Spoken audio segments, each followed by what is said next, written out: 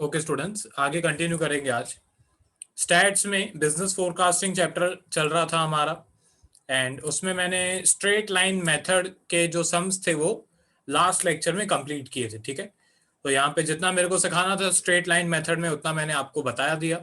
Last question number 10 हमने किया, and question 11 हमने किया।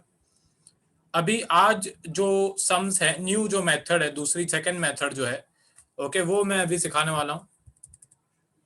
सेकंड डिग्री पैराबोला वाली मेथड।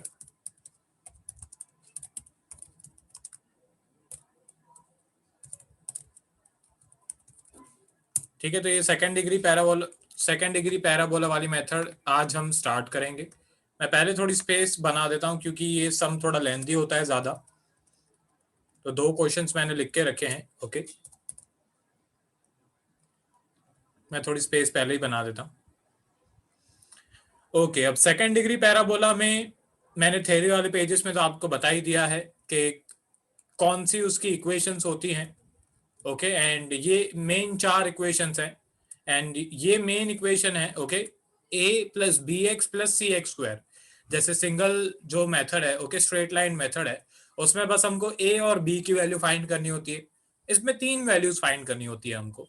तो इसमें एक एक्स्ट्रा वैल्यू फाइंड करने की वजह से कैलकुलेशन जो है वो बहुत इंक्रीज हो जाती है। तो ये 3 इक्वेशंस आपको याद रखनी पड़ेगी। एक्चुअली ये चारों की चारों इक्वेशंस आपको याद रखनी है, घर से याद करके जानी है। ये कोई भी आपको सब में नहीं बताएंगे। ठीक है, अगर मैं इसकी थोड़ी सी ट्रिक बताऊं, नॉनसेंस सी ट्रिक बताऊं अगर इसको याद करने की, तो ध्यान दो। ये फर्स्ट इक्वेशन है E of y, okay, sigma y equals to Na plus b sigma x plus c sigma x square. अब ये फर्स्ट इक्वेशन आपको याद रखनी है, और इसके बाद एक एक एक्स जो है वो बढ़ा देना है।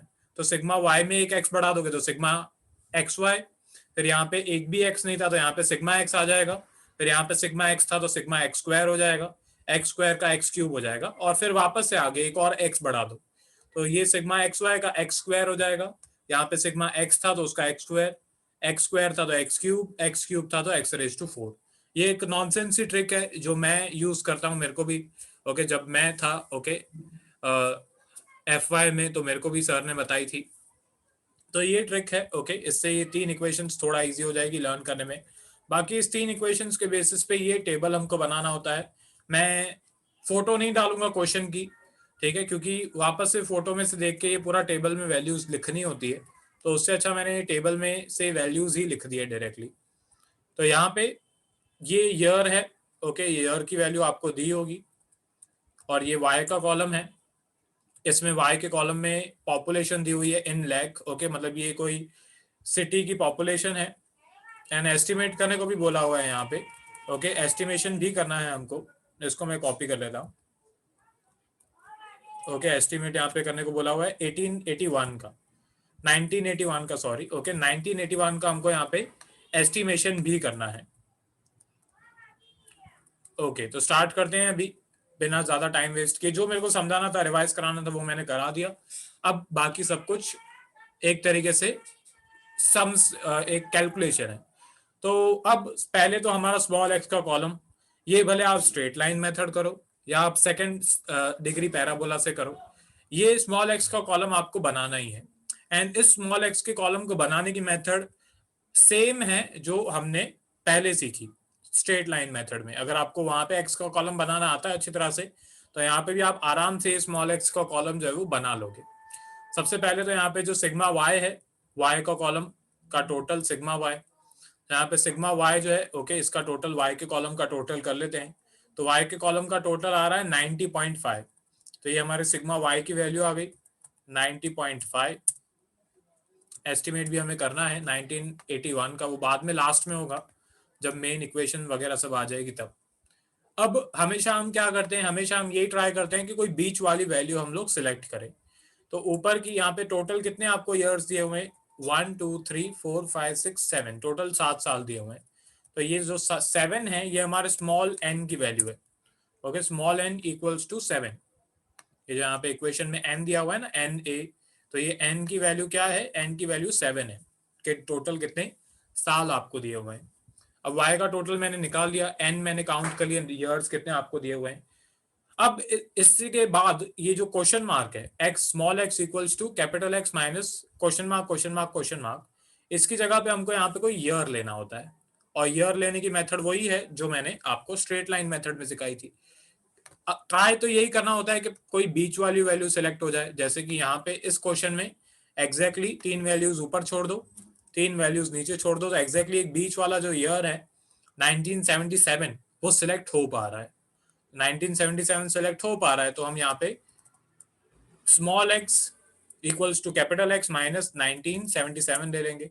अच्छा, एक और बात जो मैंने आपको बोली थी कि हमेशा सम में देख लिया करो कि ईयर्स के अंदर 2-2 या 3-3 या 5-5 साल का गैप तो नहीं दिया हुआ है, तो यहाँ पे कोई भी ईयर के अंदर गैप वगैरह नहीं दी हुई है। ओके, एक एक साल का ही गैप है। ओके, तो यहाँ पे कोई भी और कुछ करने की जरूरत हमको नहीं है, डिवाइड बाय 2 करने की जरूरत या डिवाइड बाय 3, 5 वगैरह करने की जरूरत नहीं है, सिंपल है। Okay, capital x minus 1977। अब मैं यहाँ पे फॉर्मूला लगा देता हूँ।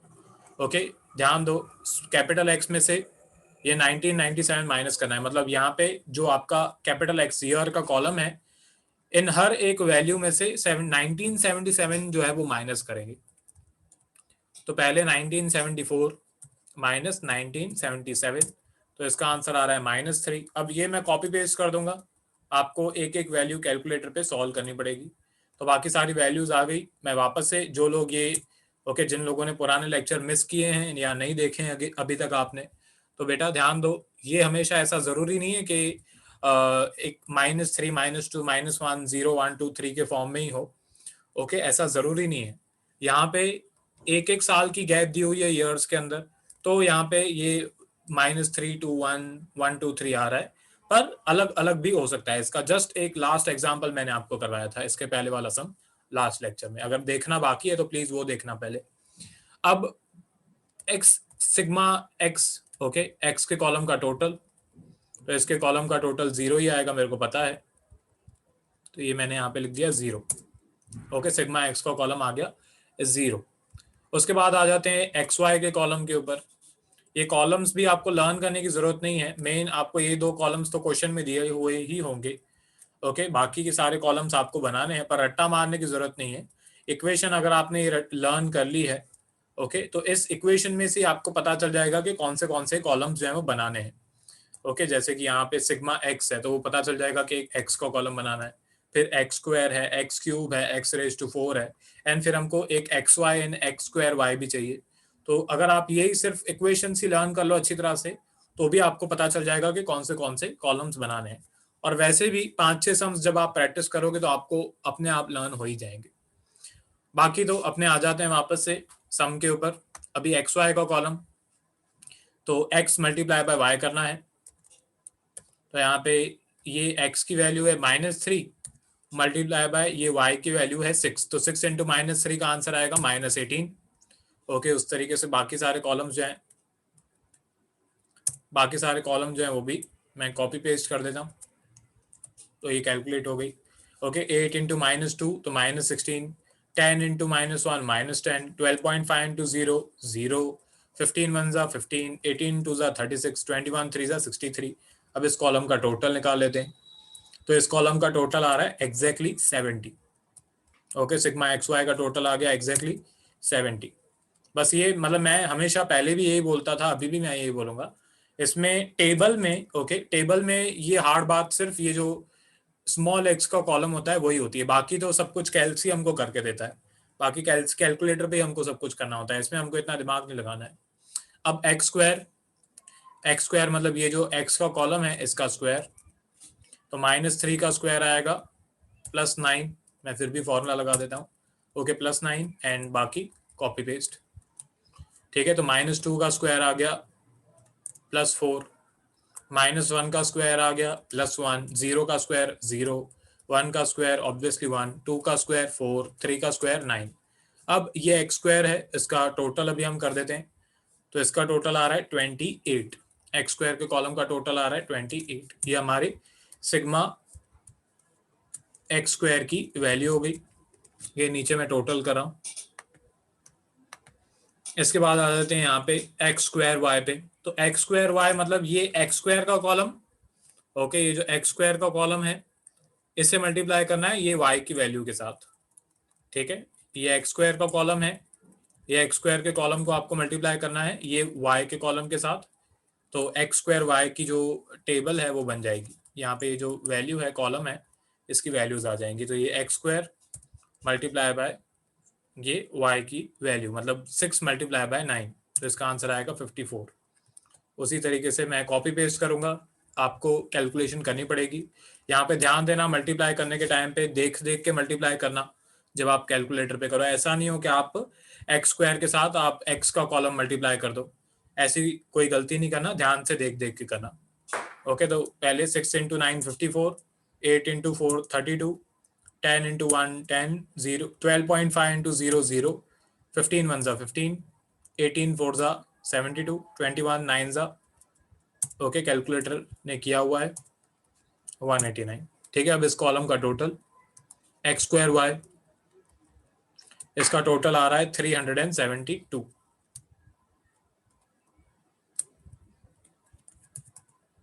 ये मैंने यहाँ पे लिख दिया। इसके बाद एक्स क्यूब, ओके एक्स का क्यूब कैसे निकालेंगे, इजी तरीका मैं पहले बता देता हूँ। ओके, इजी तरीका ये है कि जो एक्स स्क्वायर का कॉलम है उसे आप एक बार एक्स के कॉलम के साथ मल्टीप्लाई कर दो तो आपका एक्स का क्यूब आ जाएगा। बाकी अगर आपको ट्रेडिशनल मेथड बताऊं तो ये जो एक्स की वैल्यू है ऐसे 3 बार मल्टीप्लाई करो, -3 -3 -3, फिर -2 इंटू -2, उस तरीके से भी कर सकते हो। पर मैं खुद पर्सनली मैं कैसे करता था, मैं अपनी बात बता रहा हूँ। ओके, एक्स का स्क्वायर है, ओके इसको हम लोग एक्स के कॉलम के साथ मल्टीप्लाई कर देंगे तो यहाँ पे हमारा एक्स क्यूब का कॉलम आ जाएगा। ठीक है, तो ये 9 मल्टीप्लाई बाय ये -3, तो एक्स स्क्वायर इंटू एक्स, तो ये एक्स क्यूब हो जाएगा, तो इसका आंसर आएगा -27। उस तरीके से ये जो सारी वैल्यूज है वो भी फाइंड हो जाएंगी। एक सिग्मा एक्स क्यूब का कॉलम भी हमेशा 0 ही आता है। ओके, सिग्मा एक्स क्यूब का कॉलम का टोटल हमेशा 0 ही आता है। सिग्मा एक्स का एंड सिग्मा एक्स क्यूब का कॉलम हमेशा 0 ही आता है। ओके, मैं एक बार फिर भी करके देख लेता हूँ। यहाँ पे ये टोटल नीचे दिखा रहा है, सम में दिखा रहा है 0 नीचे, आपको शायद नहीं दिख रहा हो, मैं माउस अपना वहां पे रोल कर रहा हूँ, नीचे सम में दिखा रहा है 0। ओके, अब एक्स क्यूब का कॉलम भी आ गया, चेक कर लेते हैं एक बार कोई फॉर्मूला में मिस्टेक नहीं हुई हो, क्योंकि टेबल में ही अगर आपकी कोई मिस्टेक हो गई तो फिर आगे पूरा सम रॉन्ग ही होने वाला है। चलो ठीक है, परफेक्ट। इसके बाद लास्ट जो कॉलम है वो है x⁴ का कॉलम। तो इसका कॉलम भी हम कैसे निकालेंगे, यहाँ पे वैसे नॉर्मल मेथड ये है कि आप -3 को 4 बार मल्टीप्लाई करो। ओके, -3 इंटू -3 इंटू -3 इंटू -3 करो। मेरा अगर आप मेथड में अगर आपको थोड़ा सा इजी मेथड बताऊं तो एक्स स्क्वायर का स्क्वायर कर दो, मतलब ये जो कॉलम है एक्स स्क्वायर, इसका स्क्वायर कर दो, मतलब 9 को ही 9 के साथ मल्टीप्लाई कर दो तो आपका डायरेक्टली x⁴ ही हो जाएगा। मतलब इन शॉर्ट ये जो एक्स स्क्वायर है इस कॉलम का ही स्क्वायर कर दो। अच्छा, बहुत सारे स्टूडेंट्स हैं ना, फिर ये एक तरीके से अपने मन में बिठा लेते हैं ओके कि भाई अगर इस कॉलम का ही टोटल करना है तो फिर उसका टोटल का ही स्क्वायर कर दो ना डायरेक्ट, तो हमारे x⁴ की वैल्यू आ जाएगी। ये बेवकूफ़ी नहीं करना। ओके, ऐसे नहीं समझना कि अगर हम कॉलम का स्क्वायर कर रहे हैं तो उसका टोटल भी स्क्वायर करके आ जाएगा, तो ऐसे नहीं होता है। आपको पूरा कॉलम कैलकुलेट करने के बाद उसका टोटल करना पड़ेगा, एंड वो कोई स्क्वायर वगैरह नहीं होता है। ओके, टोटल में कोई ऐसी मेथड वगैरह नहीं होती है, टोटल प्लस करके फाइंड ही करना पड़ता है। तो ये ध्यान में रखना बात, टाइम बचाने के लिए ऐसे नहीं करना कि हाँ भाई एक्स स्क्वायर का टोटल इसका मैं स्क्वायर कर देता हूँ तो डायरेक्टली सिग्मा x⁴ आ जाएगा, ऐसा कुछ होता नहीं है। कुछ लोग करते हैं तो मैंने बता दिया। अब एक्स स्क्वायर का स्क्वायर, तो ये एक्स स्क्वायर है 9 मल्टीप्लाई बाय वापस से 9, तो ये हो गया 9 9 81। इसके बाद आगे कॉपी पेस्ट, ठीक है, तो बाकी सारी वैल्यूज भी फाइंड हो गई। ओके, 4 4 जा 1 1 जा 0 0 जा 1 1 जा 4 4 जा 16, 9 9 जा 81। अब ये x⁴ आ गया, इसका हम लोग टोटल कर देते हैं, तो इसका टोटल आ रहा है 196। तो नीचे आ जाते हैं 196, ये इसका टोटल है, थोड़ा बाहर जा रहा है पर चलेगा। ओके चलो मैं थोड़ा बाहर कर देता हूँ।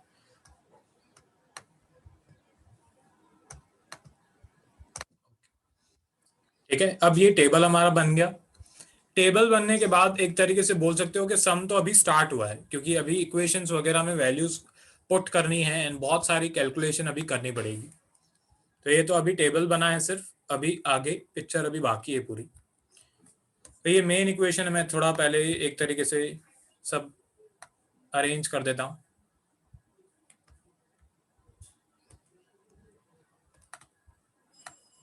इसमें अभी स्क्रॉल करना ही पड़ेगा, जैसे मैं पहले मैं एक ही फ्रेम में सारे जो सम्स थे, कैलकुलेशन वगैरह थी, वो शो कर देता था। यहाँ पे ऐसा नहीं होगा, इस सम में ऐसा नहीं हो पाएगा, क्योंकि इस सम में क्या है, सम बहुत बड़ा है, कैलकुलेशन बहुत बड़ी है, तो पॉसिबल नहीं है कि मैं एक ही फ्रेम में पूरी कैलकुलेशन आपको शो कर पाऊँ। तो ध्यान दो, आपको तो सब कुछ नीचे नीचे ही लिखना है, ऐसे साइड बाय साइड नहीं लिखना। मैं साइड बाय साइड इसीलिए लिख रहा हूँ ताकि आपको ज्यादा रिवर्स या फॉरवर्ड नहीं करना पड़े लिखने के टाइम पे। ठीक है, जो लोग ऑनलाइन ऐप पे देख रहे हैं, तो इसीलिए मैं साइड बाय साइड लिख रहा हूँ, आपको सब कुछ एक फॉर्म में नीचे नीचे ही लिखना है। ओके, सम स्टार्ट करते हैं। अभी हमारा ये तो मेन इक्वेशन है, इसमें जब हमारे पास सब वैल्यूज आ जाएंगी, ए की वैल्यू आ जाएगी, बी की, एन सी की, सब वैल्यूज जब आ जाएगी हमारे पास, तो इसमें हम लोग वैल्यू पुट करेंगे। फिलहाल तो इसको कुछ नहीं करना है, इसको जैसा है वैसे ही रहने देना है। अब हमारी फर्स्ट इक्वेशन है, इसमें हम लोग वैल्यूज पुट करते हैं। मेन यही है काम आपका कि इक्वेशन में, इक्वेशन पहली बात तो याद होनी चाहिए। इक्वेशन याद ही नहीं है तो फिर सम स्टार्ट होने से पहले ही खत्म हो जाएगा आपका। अब इसमें वैल्यूज पुट करनी है। सिग्मा वाई का टोटल है 90.5, ये रहा, हमने फाइंड किया हुआ है। n मल्टीप्लाई बाय a, तो n की वैल्यू है 7, तो हो जाएगा 7a। b की वैल्यू पता नहीं, सिग्मा x की वैल्यू पता है 0। ओके, तो ये हो जाएगा b इंटू 0। उसके बाद c multiply by sigma x square, तो सिग्मा एक्स स्क्वायर की वैल्यू भी हमें पता है 28, तो ये हो जाएगा c multiply bye 28।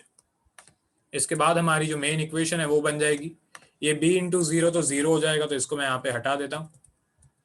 And c multiply bye 28 करेंगे तो ये हो जाएगा 28c। ओके, ये हो जाएगा 28c। अब ये हमारी फर्स्ट इक्वेशन है। ओके, ये हमारी फर्स्ट इक्वेशन है। इसमें डायरेक्टली ए बी एंड सी की वैल्यू नहीं आने वाली है, वो मैं आपको पहले ही बता देता हूँ। इसमें हमको, अगर आपको याद है, एलिमिनेशन मेथड आपको 10th स्टैंडर्ड में सिखाई होगी। एलिमिनेशन मेथड यहाँ पे करनी पड़ेगी, एंड एलिमिनेशन मेथड करने के बाद यहाँ पे बाकी सारी वैल्यूज जो है वो फाइंड होगी। तो फर्स्ट इक्वेशन आई है, अभी भी ए या बी या सी की वैल्यूज हमने फाइंड नहीं की है, अभी सिर्फ फर्स्ट इक्वेशन हमने फाइंड की है।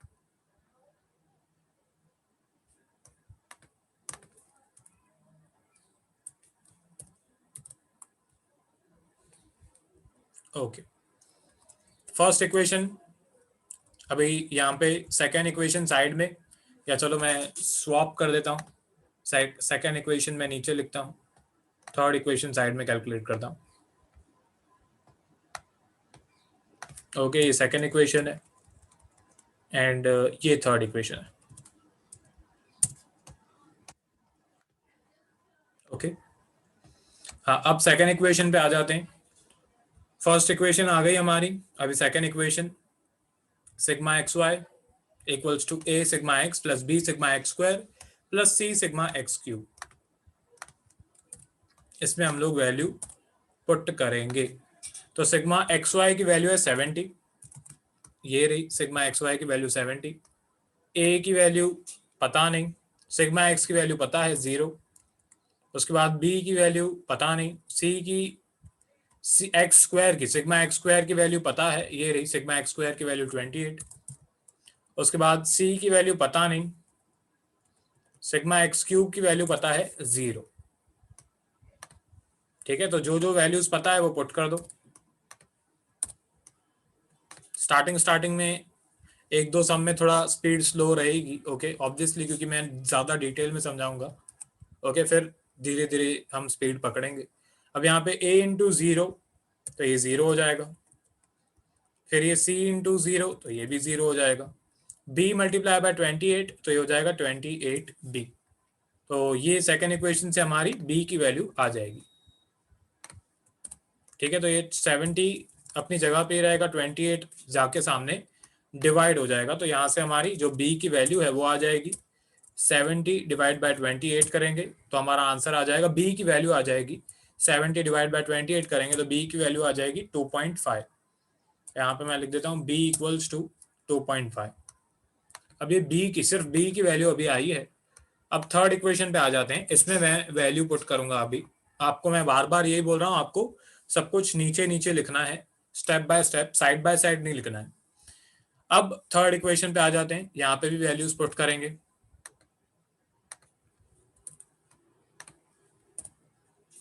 सिग्मा एक्स स्क्वायर वाई, तो सिग्मा एक्स स्क्वायर वाई की वैल्यू है 372। ओके, ये रही सिग्मा एक्स स्क्वायर वाई की वैल्यू 372। ए की वैल्यू पता नहीं, सिग्मा एक्स स्क्वायर की वैल्यू पता है, सिग्मा एक्स स्क्वायर की वैल्यू है 28, तो ये हो जाएगा a इंटू 28। उसके बाद b की वैल्यू पता है 2.5 multiply by sigma x cube, तो सिग्मा एक्स क्यूब की वैल्यू क्या है 0, ऊपर से देख लो बेटा, यहाँ पे सब कुछ लिखा हुआ है। उसके बाद plus c multiply by sigma x raise to 4, तो एक्स रेज टू 4 196, c की वैल्यू पता नहीं, एक्स रेज टू 4 की पता है वैल्यू। ओके, इसके आगे a इंटू 28 ये हो जाएगा 28a, 2.5 मल्टीप्लाई बाय 0 तो ये हो जाएगा 0, एंड c मल्टीप्लाई बाय 196 तो ये हो जाएगा 196 c। ये हमारी जो मेन सेकंड इक्वेशन है वो है।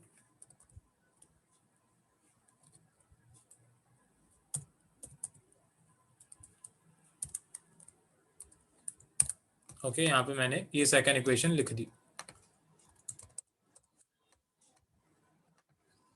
ओके, मैं बीच में एक पार्टीशन भी बना देता हूँ ताकि आपको पता चले कि कहाँ से आपको नीचे लिखना है।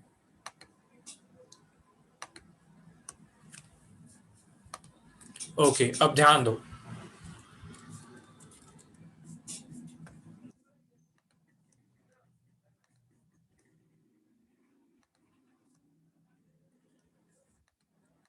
ओके हाँ, अब यहाँ पे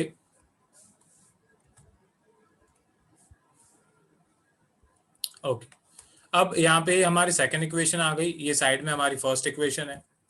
अभी हम लोग करेंगे एलिमिनेशन।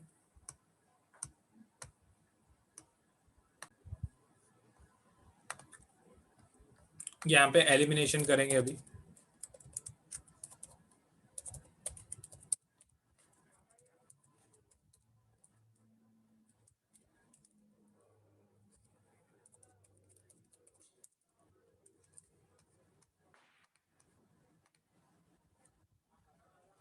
स्पेलिंग शायद रॉन्ग है,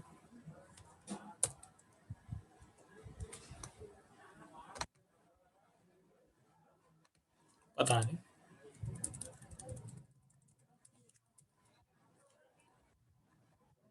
मेरे को याद ही नहीं आ रही स्पेलिंग। चलो, एलिमिनेशन अपने हिसाब से लिखना है यहाँ पे, मैं अपने हिसाब से यहाँ पे लिख देता हूँ एलिमिनेशन। ठीक है, अब आगे बढ़ते हैं एलिमिनेशन। ओके, स्पेलिंग देख लेना, मैं डायरेक्टली मेथड बताता हूँ। अब एलिमिनेशन में क्या होता है कि यहाँ पे जो दो इक्वेशंस हमारी आई हैं, इस दो इक्वेशन में से हमको एक तरीके से कोई भी एक जो वैल्यू है, जैसे ये 28a है, यहाँ पे 7a है, तो हमको पहले ये करना होता है कि दोनों इक्वेशंस की कोई एक वैल्यू को इक्वल बनाना होता है। ये मैं वैसे आपने 10th स्टैंडर्ड में मेरे हिसाब से सीखा हुआ होगा। ओके, क्योंकि 10th स्टैंडर्ड में था ये। अब सीखा है नहीं सीखा है वो जाए भाड़ में, अभी यहाँ पे मैं एक बार फ्रेश तरीके से वापस से सिखा रहा हूँ। एलिमिनेशन मेथड में क्या होता है, एलिमिनेशन मेथड में पहले आपको ये दो जो इक्वेशंस हैं इसमें से या तो a की वैल्यू या तो ये c की वैल्यू, दोनों में से कोई भी एक वैल्यू इक्वल बनानी पड़ेगी। ओके, ताकि आप उसको कट कर पाओ। दोनों इक्वेशंस को आपको माइनस करना है, दोनों इक्वेशंस को आपको क्या करना है, माइनस करना है। ठीक है, तो दोनों इक्वेशंस की कोई एक वैल्यू आपको इक्वल बनानी पड़ेगी। मैं हमेशा यही ट्राई करता हूं कि जो छोटी वैल्यू है, ओके, या जैसे कि मैं हमेशा यही ट्राई करता हूं कि जैसे यहाँ पे 28a है, ओके, तो यहाँ पे 7a है, तो इस 7a को हम 28 बना सकते हैं, तो उसका जवाब है हाँ, इस 7 को 28 बना सकते हैं। तो पूरी इक्वेशन के साथ क्या मल्टीप्लाई करना पड़ेगा, पूरी इक्वेशन के साथ 4 मल्टीप्लाई करना पड़ेगा, तो ये 7a 28a बन जाएगा। तो मैं ये ट्राई करता हूँ कि जितना छोटा नंबर हो सके वो मैं मल्टीप्लाई करूँ। ओके, वैसे आपको अगर सपोज आपको अगर ये 28c है एंड ये 196 है, मेरे को पता नहीं कि 28 के टेबल में 196 आता है कि नहीं, डिवाइड करके देख लेते हैं। 196 डिवाइड बाय 28 7 आता है। तो अगर सपोज करो आपको दोनों इक्वेशंस में c की वैल्यू इक्वल बनानी है, तो आप इस इक्वेशन को, फर्स्ट वाली इक्वेशन को 7 के साथ मल्टीप्लाई करोगे तो आपकी सी की वैल्यू दोनों इक्वल आ जाएगी। क्योंकि प्लस माइनस करना है, एलिमिनेशन करना है। आप में से जिनको याद है उनके लिए ये बहुत इजी होगा, जिनको याद नहीं है उनको समझना पड़ेगा। तो ध्यान दो, मैं यहाँ पे ए की वैल्यू को इक्वल बना रहा हूँ, तो ये स्टेटमेंट में लिख रहा हूँ, multiplying first equation by 4। Okay, मैं फर्स्ट इक्वेशन को 4 के साथ मल्टीप्लाई कर रहा हूँ। तो फर्स्ट इक्वेशन को 4 के साथ मल्टीप्लाई करूंगा। ओके, यहाँ पे ये फर्स्ट इक्वेशन है हमारी, ये मिटा देते हैं। अब इस फर्स्ट इक्वेशन को, मतलब हर एक वैल्यू को, 90.5 को भी 4 के साथ मल्टीप्लाई करेंगे, ये 7a को भी 4 के साथ मल्टीप्लाई करेंगे, एंड ये 28c को भी 4 के साथ मल्टीप्लाई करेंगे। तो सारी वैल्यूज को 4 के साथ मल्टीप्लाई करने के बाद यहाँ पे जो हमारी इक्वेशन बनेगी वो मैं यहाँ पे नीचे लिख देता हूँ। ये वैसे लिखने की जरूरत नहीं है, चलो इसमें मैं मिटा के लिख दूंगा। ठीक है, तो 90 साइड में कैलकुलेशन 90.5 मल्टीप्लाई बाय 4 करेंगे तो इसका आंसर आएगा 362। 90.5 मल्टीप्लाई बाय 4, इसका आंसर आ रहा है 362। ओके, तो इसको मैंने मिटा के ये मैंने लिख दिया 362। अब 7a मल्टीप्लाई बाय 4 करेंगे तो ये हो जाएगा 28a। ठीक है, ये हो जाएगा 28a। उसके बाद 28c मल्टीप्लाई बाय 4, तो साइड में calculation 28 multiply by 4, 28 multiply by 4 करके आंसर आ रहा है 112। तो यहाँ पे 28 फोर्था करके मैंने लिख दिया 112। तो ये हमारी जो दूसरी इक्वेशन है, ओके, ये हमारी जो दूसरी इक्वेशन है वो बन गई। फर्स्ट वाली इक्वेशन को यहाँ पे मैंने लिखा भी हुआ है, सबसे इंपॉर्टेंट। फर्स्ट इक्वेशन को मैंने 4 से मल्टीप्लाई किया है। क्यों? क्योंकि मेरे को ये जो फर्स्ट ए की वैल्यू है दोनों में वो मेरे को इक्वल बनानी है। अब इसके नीचे में जो सेकंड इक्वेशन है वो सिर्फ लिख दूंगा, उसमें कोई भी चेंजेस नहीं करूंगा। ये 2 जो मैंने लिखा हुआ है वो मैं मिटा देता हूँ। ओके, अब ये ऊपर मैंने लिख लिया फर्स्ट इक्वेशन, थोड़ी बीच में गैप भी रख देते हैं। ऊपर ये है फर्स्ट इक्वेशन जिसको मैंने 4 के साथ मल्टीप्लाई किया, एंड नीचे सेकंड इक्वेशन ओरिजिनल। अब हमको करना है माइनस। ठीक है, तो एलिमिनेशन में क्या होता है, एलिमिनेशन में हम लोग साइन चेंज करते हैं। ठीक है, तो यहाँ पे जैसे 372 है तो 372 में प्लस की साइन है, तो यहाँ पे नीचे कौन सी साइन लगाएंगे हम लोग, माइनस की साइन लगाएंगे। ओके, माइनस की साइन थोड़ी छोटी आपको दिख रही होगी पर चलेगा, अभी क्या कुछ नहीं कर सकते। इसके बाद ये है 28। मैं ट्राई करता हूँ मैं इस इक्वेशन के अंदर ही लगाऊं, क्योंकि स्टैट्स में, कंप्यूटर में समझाने का थोड़ा यही नुकसान होता है कि साइंस वगैरह जो है वो जैसा हमको लिखना होता है वैसे नहीं लिख पाते ज़्यादा अच्छी तरीके से। तो 372 प्लस में था तो उसको मैंने माइनस में लिख दिया, फिर 28 भी प्लस में था तो इसको भी मैंने माइनस में लिख दिया, एंड ये 196 प्लस में था तो इसको भी मैंने माइनस में लिख दिया। अब माइनस की साइन आपको छोटी दिख रही होगी, ओके, पर थोड़ा अभी चलाना पड़ेगा। तो साइन चेंज कर दी मैंने। अभी नीचे हम लोग एक इक्वेशन एंटर कर लेते हैं।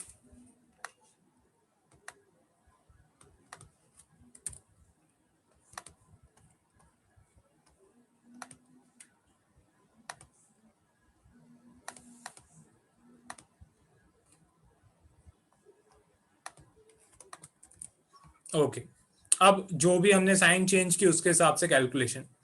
तो ये 362 में से ये 372 माइनस करेंगे साइड में, 362 माइनस 372, तो इसका आंसर आ रहा है -10। तो यहाँ पे मैंने लिख दिया -10। ठीक है, यहाँ पे मैंने लिख दिया -10 इक्वल्स टू, ये 28a प्लस में है, नीचे वाला 28a यहाँ पे हमने माइनस की साइन भी लगाई, मैं थोड़ी बड़ी साइन लगाने की कोशिश करता हूँ।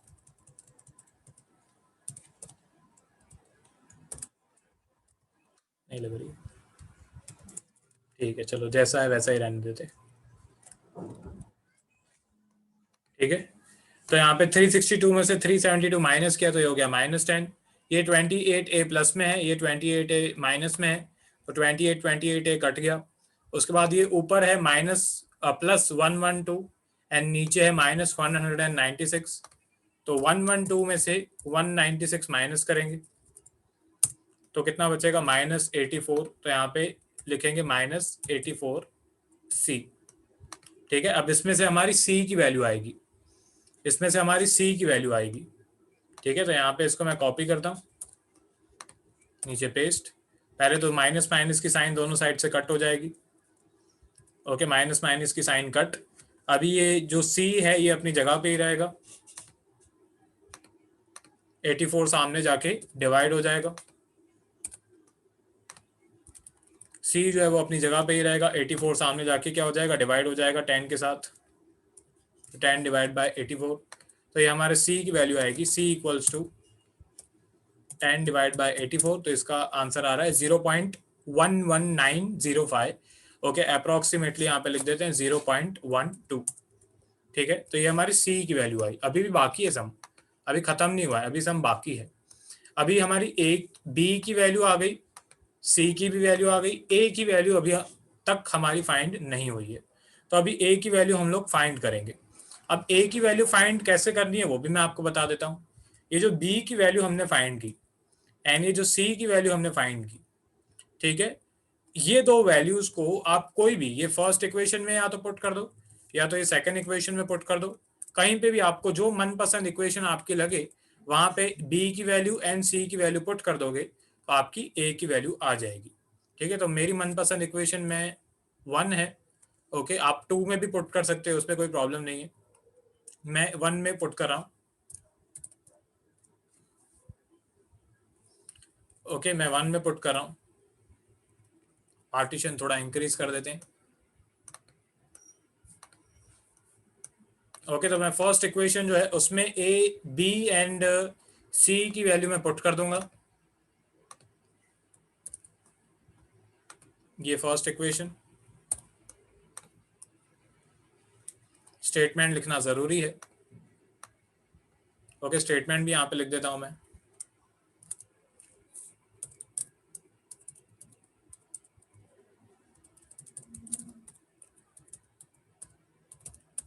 Substituting value of B and C in first equation. Okay, कि मैं B एंड C की वैल्यू जो है वो पुट कर रहा हूँ फर्स्ट इक्वेशन में। तो ये फर्स्ट इक्वेशन है, इसमें A की जगह पे कोई भी वैल्यू पुट नहीं करेंगे। तो यहाँ पे फर्स्ट इक्वेशन में B है ही नहीं। ओके, तो C की वैल्यू ही पुट करनी पड़ेगी जबरदस्ती। तो C की वैल्यू है 0.12, वो मैंने यहाँ पे पुट कर दी, ये मैं मिटा देता हूँ। ठीक है, B है ही नहीं यहाँ पे, तो B की वैल्यू पुट ही नहीं कर सकते। इसके बाद आगे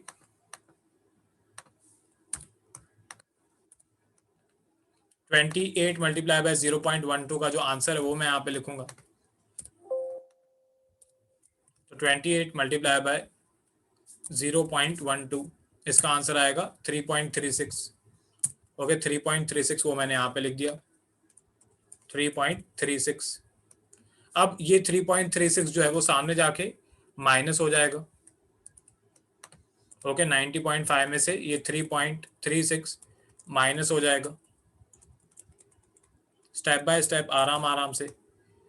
अब 90.5 में से 3.36 माइनस करेंगे तो 87.14 आ रहा है।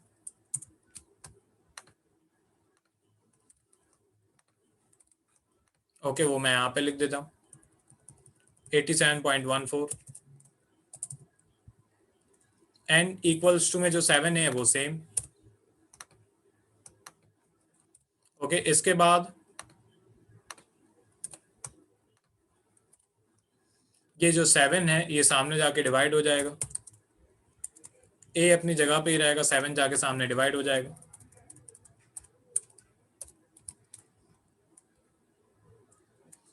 ओके, तो हमारी ए की वैल्यू आ जाएगी ए इक्वल्स टू 87.14 डिवाइड बाय 7, तो हमारे 7 की वैल्यू आ जाएगी 12.4485 कुछ समथिंग समथिंग है, मैं अप्रोक्सीमेटली लिख दूंगा 12.45। ये हमारे ए की वैल्यू आ गई। अभी तो बस ए की वैल्यू आई है, मैं फिलहाल इसके आगे तो इस लेक्चर में नहीं करवाने वाला हूँ। ओके, मैं जो ऑनलाइन आप अगर देख भी रहे हो लेक्चर, तो मैं आपको अभी तो यही बोलूंगा कि लिखना भी मत, ठीक है, क्योंकि अभी इसके आगे भी कैलकुलेशन है, इसके आगे अभी इक्वेशन बनेगी एंड फिर क्वेश्चन में आपको एस्टिमेशन करने को भी बोला हुआ है। ओके, 1981 का हमको एस्टिमेशन भी करना है अभी, तो अभी सम खत्म नहीं हुआ है, अभी सिर्फ हमारी ए बी एंड सी की वैल्यूज आई हैं।